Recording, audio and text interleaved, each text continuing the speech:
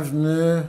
Je voudrais juste avant de commencer vous dire de ne pas oublier de liker, cela nous aide à diffuser la vidéo. C'est vrai que nous faisons tout le travail pour pouvoir élaborer les sujets, mais nous voulions que vous nous aidiez en appuyant sur like et en vous abonnant. Ça nous permettra d'avoir YouTube qui distribue davantage ces vidéos à la connaissance des gens. Je voudrais vous dire que j'ai beaucoup de témoignages, ces vidéos touchent pas mal de personnes, mais surtout, ça change leur vie. Alors, aidez-nous à changer leur vie. Je vous en prie, vous avez juste là à faire.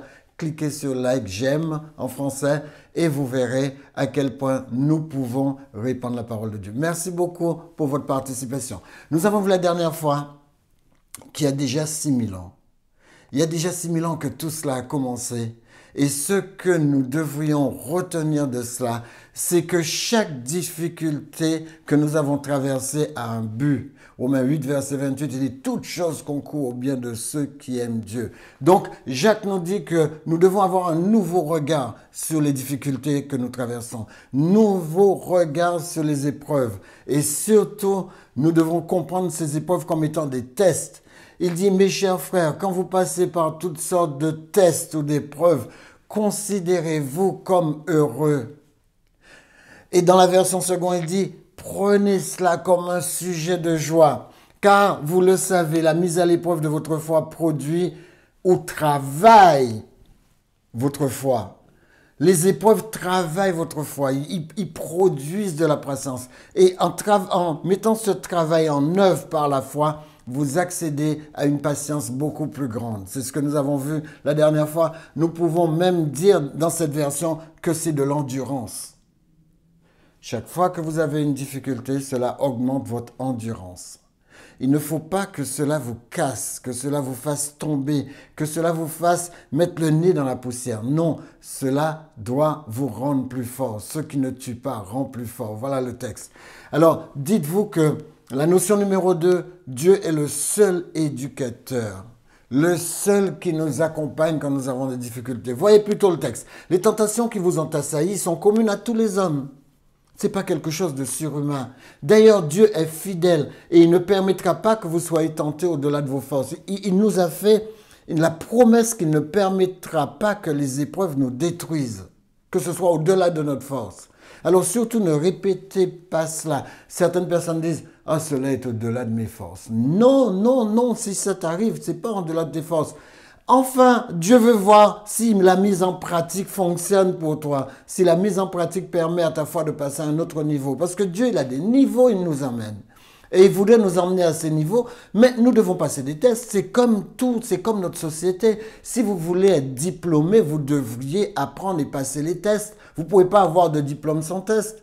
Bien sûr, si vous voulez rester dans votre coin et jouer à celui qui est victime et celui à qui tout arrive, qui a vraiment pas de chance, pas de problème, vous pouvez le faire aussi. Mais cela ne vous amènera nulle part. Dieu veut que vous puissiez traverser les tests afin de pouvoir vous donner la certification de ce que vous êtes.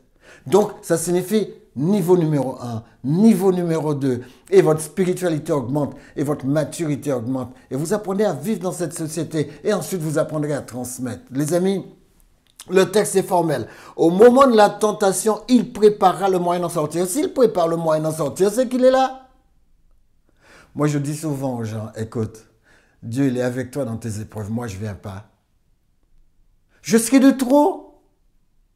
Alors, je t'encourage. Vas-y, traverse l'épreuve et puis accède au niveau supérieur. Notion numéro 3, donc aujourd'hui, le quand, le où, le comment et le pendant. Combien de temps ne dépend pas de vous. Ça dépend de Dieu.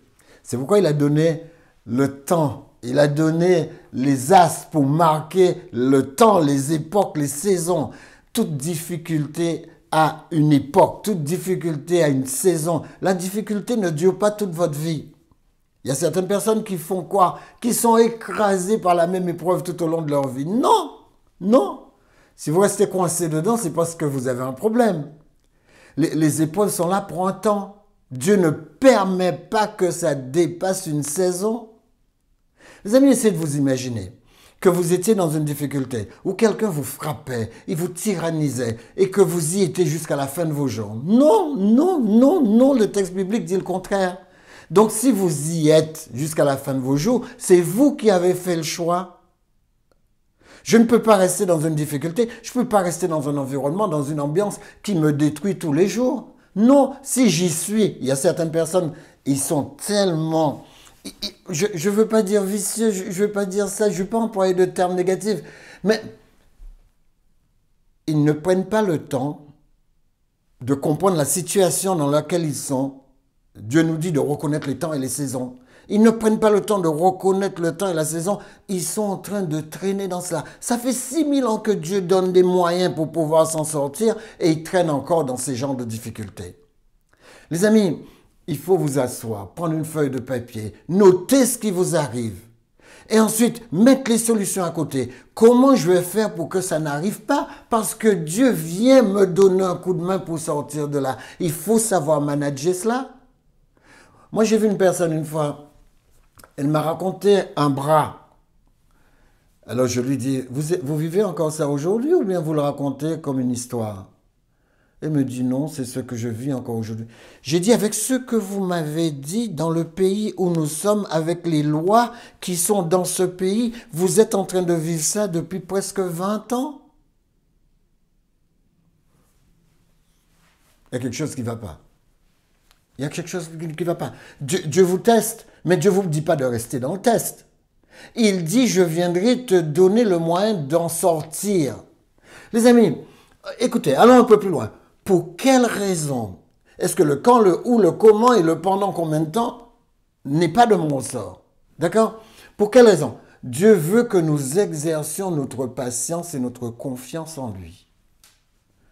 Dieu dit, c'est à moi qu'appartient le temps où tu vas sortir de là. Je veux voir déjà ce que tu fais pour sortir de là. C'est moi qui déterminera quand tu sortiras de là. Et je veux voir comment est ta patience après ça. Je veux voir comment est ta confiance après ça. Est-ce que tu es capable de me faire confiance? On peut résoudre en un jour cette difficulté. On peut résoudre en 3 jours cette difficulté. On peut résoudre en un mois cette difficulté. Est-ce que tu peux me faire confiance? Parce que si tu commences à me faire confiance, tu verras que cela va raccourcir la saison que tu vas traverser. Et que tu pourras te trouver de l'autre côté où il fait bon vivre. Parce que c'est ça la destinée de Dieu pour nous. Les amis, Dieu teste tous ceux qu'il veut utiliser. Tous ceux qu'il veut utiliser, ils vont traverser un test. Je veux dire, c'est naturel, c'est une loi naturelle avec Dieu. Il leur présente quoi? Une opportunité. Et une fois qu'il leur présente l'opportunité, il leur fait une promesse. Il lui dit, écoute Moïse, ouvre la mer, traverse-la, je suis avec toi. Étends ton bâton, fais exactement ce que je te dis, je suis avec toi. Moïse met son bâton au-dessus de la mer et la mer s'ouvre. Moïse n'a pas dû écoper pour traverser. Impossible à écoper. Mais il y a une possibilité parce que Dieu fait des choses impossibles. Dieu fait l'impossible par sa possibilité. C'est le Dieu des impossibles possibilités. Les amis, deuxièmement, un obstacle ou une opposition, Dieu le permet. Tout va toujours bien. Vous croyez que vous avez tout en main. Boum, il y a un obstacle. Dieu vous dit, je vais voir comment tu passes là. Je vais voir. Parce que j'ai autre chose à développer chez toi. Alors j'ai envie de voir comment tu passes celui-là. C'est pourquoi il permet les oppositions. C'est pourquoi il permet les obstacles. Moi, je me rappelle une fois, j'ai eu une opposition pendant 4 ans. Mais une vraie opposition pendant 4 ans, ça me prenait dans les tripes. Tellement cette personne faisait tout pour me casser les pieds. Ça me prenait jusque-là. Et dans cette situation, je ne dois pas le haïr. Dans cette situation, je ne dois rien lui faire de négatif. Je dois continuer à lui dire bonjour. Alors, j'ai continué à lui dire bonjour comme d'habitude. Je continue à lui dire, ah mais écoutez, vous avez le toit là qui est encombré par les feuilles. J'ai continué à parler avec lui comme un être humain. Le résultat, 4 ans plus tard, c'est lui qui avait le bec dans l'eau. Dieu m'a donné la victoire 4 ans plus tard. Les amis, je me rappelle, des fois, je venais près de la fenêtre, je disais, mais Seigneur, pourquoi est-ce que ça traîne autant? Seigneur, c'est moi qui ai raison, tu vois que c'est moi qui ai raison. Alors si j'ai tort, dis-moi que j'ai tort. Mais si j'ai raison, fais en sorte que ça s'arrête. Eh bien, Dieu m'a dit, non, je travaille ta patience. Je veux voir jusqu'où tu vas sans péter un câble. Je vais voir jusqu'où tu vas sans perdre la tête. Je vais voir jusqu'où tu vas. Eh bien, aujourd'hui, j'ai appris à la dure, mais j'ai appris que dans l'opposition, dans l'adversité, reste calme et regarde la délivrance que l'Éternel te donne. J'ai appris à persister, même quand je vais au plus bas, j'ai appris à persister. Regarde la délivrance que Dieu va te donner. Vous vous rappelez en Genèse, Exode chapitre 14, verset 14, c'est Moïse qui dit ça. Il dit aux Israélites, les Égyptiens que vous voyez aujourd'hui là, vous n'allez plus jamais les voir. Il dit, restez tranquille et regardez la délivrance que l'Éternel vous donne. C'est extraordinaire. Les amis, troisièmement, un délai. Dieu nous donne toujours une période de test. Dieu nous garde dans son délai. C'est son délai, ce n'est pas votre délai. Il sait ce qu'il doit corriger chez vous. C'est une question de foi. Est-ce que vous allez lui faire confiance? Les amis, dans les difficultés, c'est pourquoi je souris dans les difficultés. Même dans les grosses difficultés, je pourrais vous raconter des difficultés et je suis sûr que vous n'aurez pas le sourire dans ces difficultés. Ou je vais pas dire je suis sûr, parce qu'il se pourrait qu'avec votre expérience, certains d'entre vous arrivent à le faire. Mais les amis, savoir sourire dans les difficultés, l'apôtre Paul, il est formel. Soyez toujours joyeux. Tu es dans la difficulté, mais tu n'as pas besoin de faire ça transpirer. C'est pas comme certaines personnes qui présentent leurs difficultés comme si c'était une plaie qu'ils avaient. Alors ils enlèvent chaque fois le scotch pour montrer la plaie. Tiens, regarde, je suis victime, regarde ce qui m'arrive. Non, Dieu ne veut pas de ça. Les amis, notion numéro 4, la foi, c'est trouver assez d'audace. Assez d'audace pour croire quand je n'ai jamais vu la chose dont Dieu parle. Vous avez vu ce qui est arrivé à Noé? Il n'a jamais vu la pluie, pourtant il a cru. Les amis, c'est par la foi que Noé divinement avertit des choses qu'on ne voyait pas encore, des choses qu'on ne voyait pas encore. Il n'a pas vu et il a cru. Ça ne vous rappelle pas quelqu'un d'autre? Allez, on y va. Il ne voyait pas encore et saisi d'une crainte respectueuse, il construisit une arche.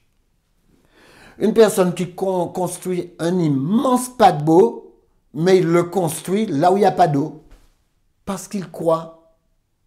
Combien ridicule ça devait être. Combien les gens devaient se moquer de lui. Et pourtant, il a cru. Il a cru et dans une crainte respectueuse, il a construit son arche. Alors, il a sauvé sa famille et c'est par elle qu'il a condamné aussi le monde et il devient héritier de la justice qui s'obtient par la foi. Dieu veut nous donner un héritage. Mais cet héritage sera fait selon votre foi. Si vous avez la foi, vous aurez cet héritage. Si vous n'avez pas la foi, vous allez perdre cet héritage. Et cet héritage est pour vous. Cet homme, je disais, n'a jamais vu de pluie, il n'a jamais vu de déluge, le texte le confirme. Mais seulement, il avait une crainte respectueuse de Dieu. Il avait un respect pour Dieu tel que ce que Dieu disait, il le croyait. Abraham, c'est un peu la même chose. Vous savez, on a pensé à lui. 99 ans, il n'avait pas d'enfant. Il s'appelle pourtant Abraham. On a changé son nom en Abraham, c'est-à-dire père d'une multitude, et il n'a pas un gamin. Les amis, sa femme, elle, a 89 ans. On a l'impression que tout est fini. Comment est-ce qu'on peut demander à une personne âgée d'avoir une progéniture? Alors, vous connaissez l'histoire. C'est par la foi que Sarah elle-même, malgré son âge avancé, fut rendue capable d'avoir une postérité. Dieu ne fait pas les choses à moitié. Une personne m'a dit une fois, quand ma femme était malade, cette personne a dit, Lambert, quand Dieu commence une chose, il va jusqu'au bout. Oh, je n'avais pas fait attention à ça. Quand Dieu fait quelque chose, déjà il le fait le mieux possible, mais quand il fait quelque chose, il va jusqu'au bout. Si Dieu a commencé à vous guérir, il ira jusqu'au bout de la guérison. Et c'est ce qui s'est passé. Les amis, cette phrase m'a marqué. Dieu va jusqu'au bout. Et c'est vrai, car elle a cru à la fidélité de celui qui avait fait la promesse. Dieu a fait la promesse, elle croit en sa fidélité. C'est pourquoi d'un seul homme déjà vieux de corps, ou encore certains passages disent usé de corps, naquit une postérité nombreuse comme les étoiles du ciel, comme le sable qui est au bord de la mer et qu'on ne peut compter. C'est merveilleux, pas vrai? Est-ce que vous êtes prêts comme Abraham? Abraham a fait des changements dans sa vie à 75 ans. Est-ce que vous êtes capable à 75 ans de commencer des changements? Certaines personnes, dès qu'ils abordent les 65 ans, on dirait que c'est fini. Non, Abraham dit, Dieu me demande de changer à 75 ans, je vais faire des démarches pour changer. Vous pouvez changer à n'importe quel âge.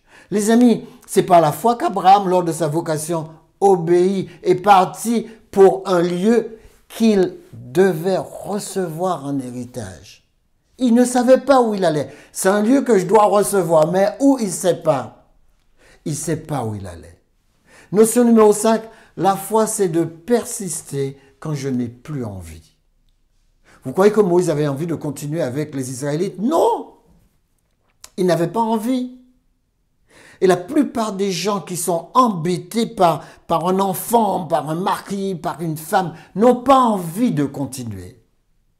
Et pourtant, il a persisté. Même quand Dieu lui a dit à un moment, écoute Moïse, je vois que tu en as assez, je vois que ces gens-là font trop, je vais carrément les faire disparaître et toi, je vais susciter une postérité de toi. Il a dit non Seigneur, si tu les détruis, efface-moi de ton livre. Et Dieu a trouvé ça magnifique qu'il puisse, malgré tout ce que les Israélites lui ont fait, Dieu a trouvé ça magnifique qu'il s'est mis debout, il s'est dressé pour eux, au point de mettre sa vie dans la balance et sa vie éternelle dans la balance. Les amis, c'est extraordinaire comment il a avancé. Moïse a été appelé à 40 ans. Il a été 40 ans près du troupeau, rappelez-vous, dans le désert. Et ensuite, il a été 40 ans avec Israël. Et quand il est sorti du désert, 40 ans à s'occuper des brebis dans le désert avec son beau-père, 40 ans après s'occuper des Israélites dans le désert, et après, il n'est même pas rentré en terre promise. La Bible dit qu'il a vu la terre promise, il a salué de loin, et c'est Josué qui a fait entrer le peuple d'Israël. Il n'avait même pas reçu cette récompense d'entrer en terre promise. Pourtant, il est rentré fidèle à Dieu. Et Moïse, aujourd'hui, est entré avec Dieu dans son paradis, dit la Bible. Il est rentré avec Dieu. Il est rentré chez Dieu, je pourrais dire ça comme ça. Il est rentré chez Dieu. Et Moïse reviendra avec tout le monde quand Jésus reviendra. Moïse reviendra d'une manière ou d'une autre. Lui, Élie, tous les autres, ils reviendront parce que la Bible dit que nous allons nous établir sur terre, sur la nouvelle terre. Les amis, l'appel de Dieu n'est pas facile. Ça, je le reconnais. Et parfois, cela peut faire mal ou être très inconfortable. Mais si vous tenez la distance, je peux vous dire c'est la chose la plus extraordinaire que vous allez vivre. Vous allez vivre une vie qui ne connaît pas ce que la vie à l'extérieur de Dieu connaît. Certes, mais à l'extérieur de Dieu, qu'est-ce qui est génial? Combien de personnes que vous voyez autour de vous enlèvent, ils ôtent leur vie parce que leur vie n'a plus cet épanouissement ou cet accomplissement qu'ils voulaient. Les amis, nous, l'apôtre Paul nous le dit, on est là pour vivre et laisser Dieu vivre en nous. C'est la seule manière de vivre. Laisser Christ prendre toute ma vie. Si je vis, ce n'est plus moi qui vis, c'est Christ qui vit en moi. Et faire les choses à sa place. C'est ce qui est extraordinaire. Parce que Dieu ne laisse jamais tomber. Et nous non plus. Nous sommes de la race qui ne laisse jamais tomber. Des catastrophes dépourvues de sens, il y en a beaucoup dans la Bible. On ne sait pas pourquoi ils sont arrivés. On ne sait même pas pourquoi Dieu demande à Abraham de sacrifier son fils. Abraham ne comprend pas, mais il le fait. Il comprendra plus tard, parce que dans le livre des Hébreux, on nous explique qu'il a compris plus tard. Mais au début, quand Dieu le lui demande, il ne comprend pas. Parfois, il trouve ça dépourvu de sens. Mais après, il voit que cela a un sens, de faire confiance à Dieu. Noé, la foi, c'est voir quand je ne vois pas et obéir quand je ne sais pas. Et Abraham, c'est pas exactement la même chose. Pour Abraham, la foi, c'est obéir même quand je ne comprends pas. Il va plus loin. Noé, c'est quand je ne vois pas, quand je ne sais pas. Mais lui, c'est même quand je ne comprends pas. Les amis, il y a des choses qui nous arrivent, on ne les comprend pas. On est au stade d'Abraham. Il obéit par la foi et cela lui fut compté à justice. Les amis, Abraham, même si je ne comprends pas et que la demande semble n'avoir aucun sens, Abraham, sacrifie ton fils. Ça semble avoir aucun sens. Et pourtant, Abraham va s'y mettre. Les amis, pourquoi est-ce que toutes ces choses arrivent? Notion numéro 6. La vraie foi, c'est avoir confiance que Dieu a toutes les réponses. C'est cette notion que j'aime. Savoir que Dieu a toutes les réponses. Et quel que soit ce qui pourrait m'arriver, je sais que ma foi est dans la balance. Alors pourquoi? Ma foi ne dépend que des promesses de Dieu, pas de moi. Ma foi ne dépend que des promesses de Dieu. Mais l'activation de la foi ne dépend que de moi. Matthieu 9, verset 29, il sera fait selon ta foi. Les amis, vous pouvez déplacer des montagnes, mais il sera fait selon votre foi. Si vous n'avez pas la foi que vous pouvez déplacer des montagnes, vous ne déplacerez pas de montagnes. Les amis, certaines personnes que je vois ils veulent montrer que leur foi est plus que foi. Non, la foi ne se montre pas comme ça. La foi se montre par des actes. La semaine prochaine, je vous montrerai à quel point Dieu veut que nous vivions autre chose que ce que nous vivons actuellement. Dieu veut que nous ayons de la grandeur, que nous ayons de la valeur. Je vais vous montrer comment Dieu, il tient tellement aux capacités qu'il a mis en vous que dans la Bible, il valorise ses capacités. Les amis, je voudrais que vous soyez concrets. Dieu tient tellement aux capacités qu'il a posées en vous parce qu'il sait que quand il a mis ses capacités, il savait d'avance tout ce que ses capacités pouvaient faire. Dieu sait tellement ce que les capacités qu'il a placées en vous peuvent initier qu'il va mettre une valeur dessus. Une valeur de royaume, j'allais dire, une valeur une valeur presque mercantile. Dieu va dire quelle est la valeur de ce qu'il a mis en vous. La semaine prochaine, je vais attaquer ça avec vous. Attaquer la valeur d'une de vos capacités. Quelle est la valeur, j'irai même plus loin. On va voir quelle est la valeur en espèce, j'allais dire, d'une capacité que Dieu a mis, d'une seule capacité. Et quelle est la valeur quand il met 2 capacités, 5 capacités. On va voir quelles sont les valeurs. On va voir comment calculer cela et comment Jésus lui-même va prendre la gestion de son époque pour quantifier en valeur, pour quantifier la capacité qu'il a mis en chacun de nous.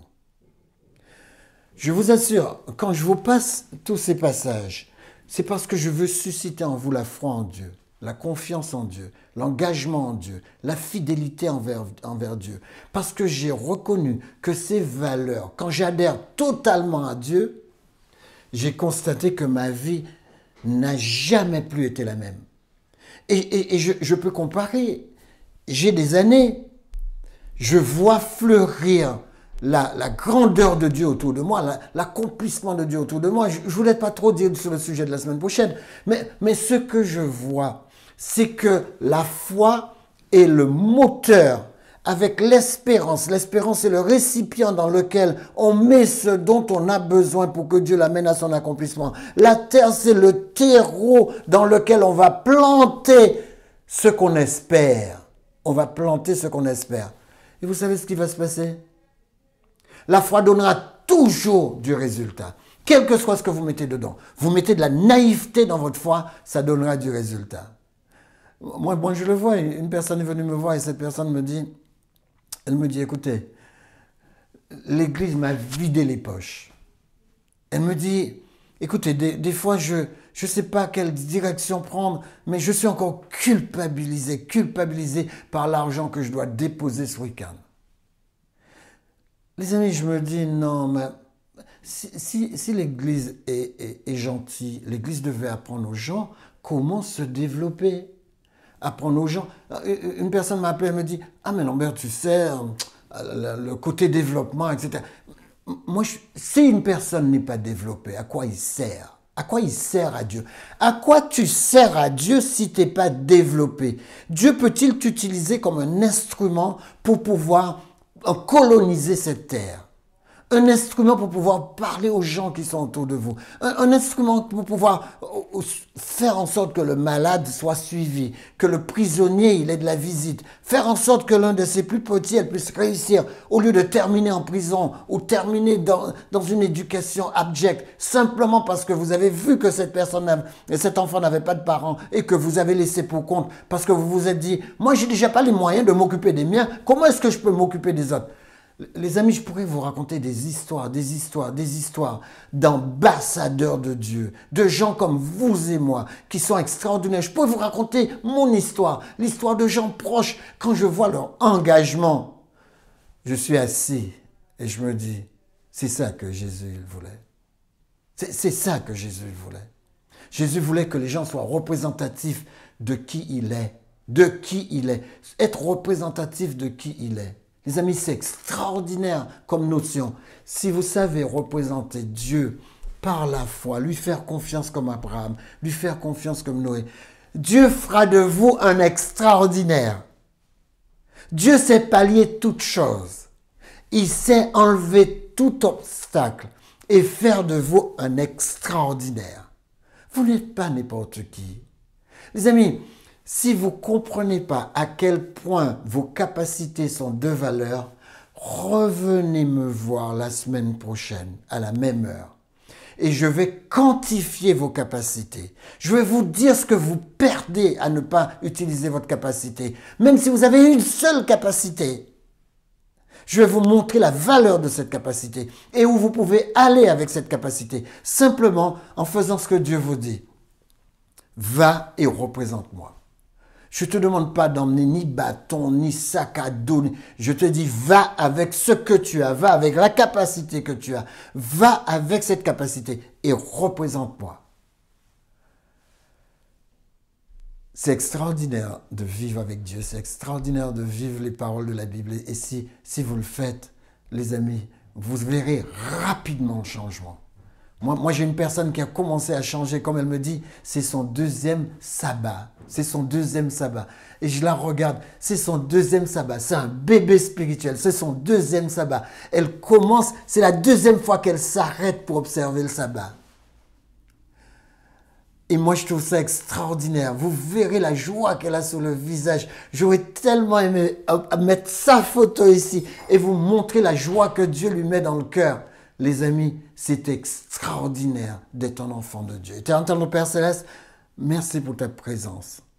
Merci pour ta puissance. Merci pour ta grandeur. Merci de ce que tu as fait de nous ce que nous sommes.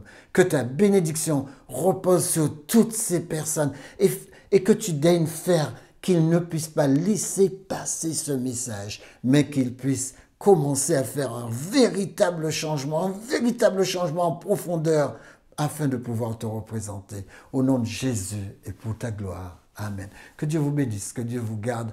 On se voit la semaine prochaine pour un sujet qui va vraiment vous faire déménager de là où vous êtes pour absolument vous trouver là où vous devez être. Que Dieu vous bénisse. À la semaine prochaine. Shabbat Shalom.